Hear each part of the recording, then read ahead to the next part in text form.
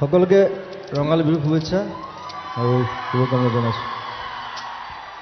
যোৱা বছৰো প্ৰথম বিহু ইয়াতে কৰিছোঁ, এইবাৰ প্ৰথম বিহু ইয়াত।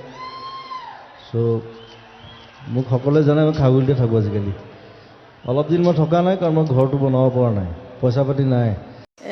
এনেই আমাৰ প্ৰতিটো বহাগত আজিৰ দিনটোত ঘৰখনত বহুত উলহ মালহ থাকে, কাৰণ 15 তাৰিখৰ পৰা সদায় প্ৰগ্ৰেম আৰম্ভ হয়।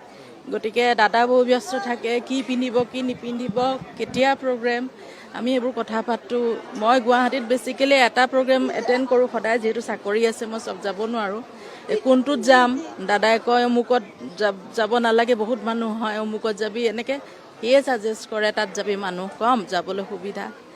সেই বস্তুবিলাকৰ সলনি আজি আমি যোনটো পৰিস্থিতি আমি ফেচ কৰিছোঁ, এই পৰিস্থিতিৰ কাৰণে যোনকেইটা কালপ্ৰিট সেই কালপ্ৰিটকেইটাক মানে কোনো পধ্যে সাৰি যাব নালাগে আৰু মেক্সিমাম পচিবল পানিছমেণ্ট তেওঁলোকে পাব লাগে।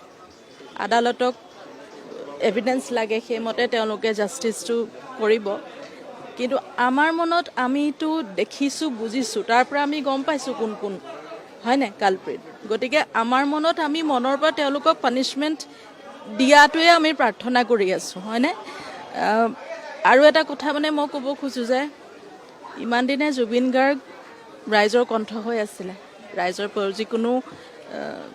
যিকোনো প্ৰব্লেম বা যিকোনো সময় পৰিস্থিতিত সকলোতে জুবিন গাৰ্গ ৰাইজৰ কণ্ঠ হৈ আছিলে।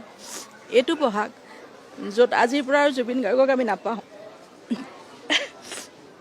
মই ভাবোঁ এতিয়াৰ পৰা ৰাইজ জুবিন গাৰ্গৰ কণ্ঠ হওক, সেইটো সংকল্প লওক সকলোৱে, হয়নে। চ' ৰাইজ জুবিন গাৰ্গৰ কণ্ঠ হওক আজিৰ পৰা, এতিয়াৰ পৰা। সেই সংকল্পটো খুব জৰুৰী, নহ'লে কিন্তু ন্যায় প্ৰতিষ্ঠা হ'বলৈও সেইটো জৰুৰী আৰু সমাজখন সুস্থভাৱে চলিবলৈও সেইটো জৰুৰী। গতিকে সেইটো সংকল্পবদ্ধ হোৱাটোৱে আমাৰ কাৰণে দৰকাৰ যে ৰাইজ এতিয়া জুবিন গাৰ্গৰ কণ্ঠ হওক। অকণমান কাম আছিলে ওচৰতে সোণাপুৰৰ, তাৰপিছত ভাবিলোঁ জুবিন দাক চাই যাওঁ, এখন বিহু বুলি গামোচা এখন দিওঁ বুলি তালৈকে আহিলোঁ। তেতিয়া গম পালোঁ গৰিমা বহুত ইয়াতে আছে, ৰৈ দিলোঁ। আচলতে আমি যেতিয়া কিবা এটা কোনোবা এজন মানুহ বা কিবা এটা বস্তু নোহোৱা হৈ যোৱাৰ পাছতে বেছি অনুভৱ কৰোঁ। প্ৰতিটো বহাগতে জুবিন দা থাকেই, গতিকে এইবাৰ প্ৰথম জুবিনবিহীন বহাগ আমি পাইছোঁ আৰু সেইটো আচলতে গোটেই জাতিটোৱে সহ্য কৰিব পৰা নাই, কোনো সহ্য কৰিব পৰা নাই। আৰু এনেকুৱা নহয় যে কাৰোবাৰ কম দুখ লাগিছে, কাৰোবাৰ বেছি দুখ লাগিছে, সকলোৰে সমান দুখ লাগিছে।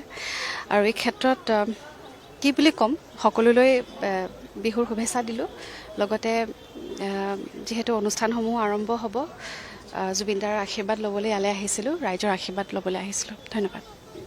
জুবিনৰ লগত একো প্লেন নাথাকে, একোৱে প্লেন নাথাকে। সন্ধিয়া খালি এটা মেছেজ এটা জানো, আজি অমুক জেগাত প্ৰগ্ৰেম 7টা বজাত বা 9টাত গৈ পাবি, সেইটোৱে আমাৰ প্লেন থাকে, বাকী কোনো একো নাথাকে। চ' আৰু জুবিন গাৰ্গে একো বস্তু প্লেন কৰি পেলাই বিহু প্ৰগ্ৰেম কেতিয়াও কৰা নাছিল, প্লেন কৰি কি গান গাম কেতিয়াও কৰা নাছিল।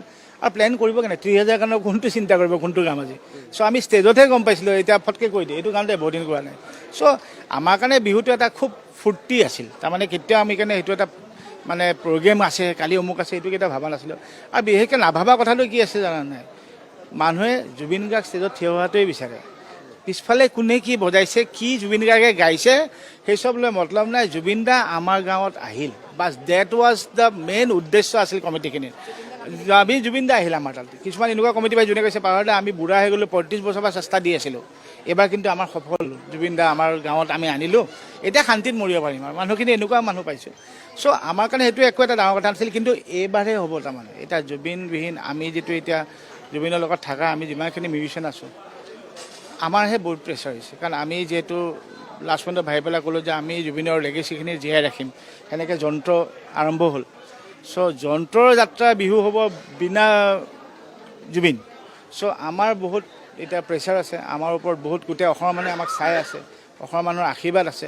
চ' এতিয়া এইটো আমাৰ ডিউটি, কেনেকৈ আমি সেনেকৈ ধুনীয়াকৈ আমি মানুহখিনিক অলপ হ'লেও যে সেই জুবিনৰ মেমৰিখিনি ষ্টেজত আছিল দিব পাৰোঁ, সেইটো কাৰণে আশীৰ্বাদ বিচাৰিছোঁ। সেইকাৰণে আজি ইয়াতেও আশীৰ্বাদ ল'বই অহা নিচিনা, আৰু ৰাইজে আমাক আশীৰ্বাদ কৰিব। আমি যেন চবে যেনেকৈ পাৰোঁ, যিমান পাৰোঁ অলপ হ'লেও জুবিনৰ লেগেচিখিনি, জুবিনৰ ভাল পোৱা কামখিনি যেন আমি আগুৱাই নিব পাৰোঁ। দাদা পিনে বিহুটো কি বুলি ক'ম ন, দাদাই নাই আৰু বিহুনো মোৰ কৰ্তব্য।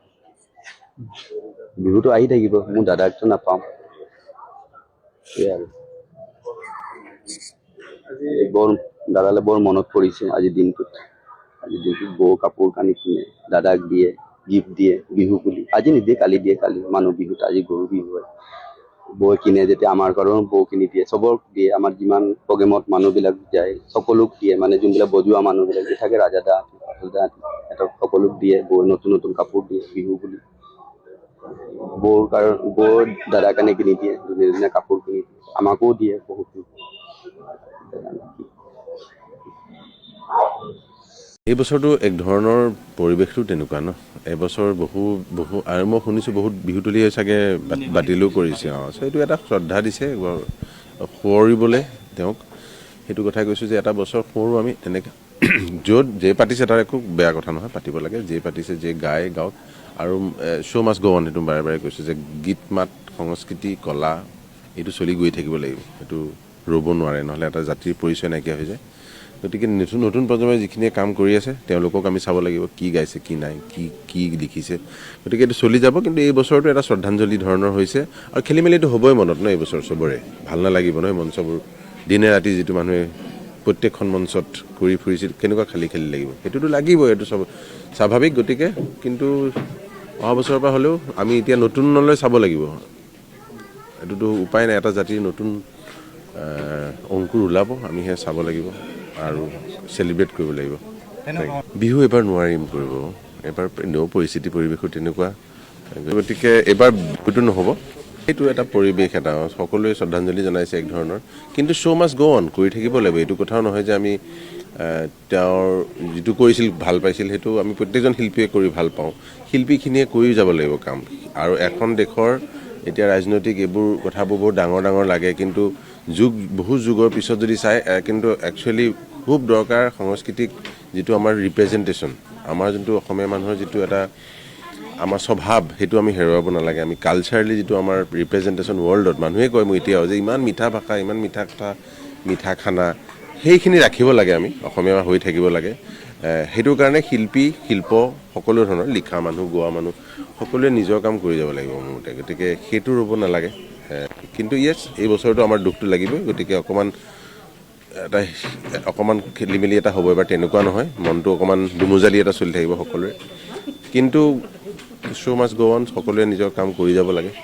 আমিও নাইকিয়া হ'ম এদিন, ময়ো নাইকিয়া হ'ম। মই নাইকিয়া হোৱাৰ পিছত মোৰ গানখিনি গাবা, মইতো নকওঁ নাগাবা বুলি। গতিকে কৰি যাবা, যোনে যিমান পাৰে সদায় সংস্কৃতি কৰি যাব লাগে। আৰু আমাৰ যিটো আমি যেনেকৈ কওঁ, কুলি আহিল, অমুক হ'ল, বিহু হ'ল, আমে কলিয়ালে, জামু কলিয়ালে, এই কথাবোৰ, এই কালচাৰ থাকে, ধানৰ কথা, আমাৰ গোটেই এগ্ৰিকালচাৰ আচলতে এই গোটেইখিনি আমি গীতে মাতেৰে কৰোঁ।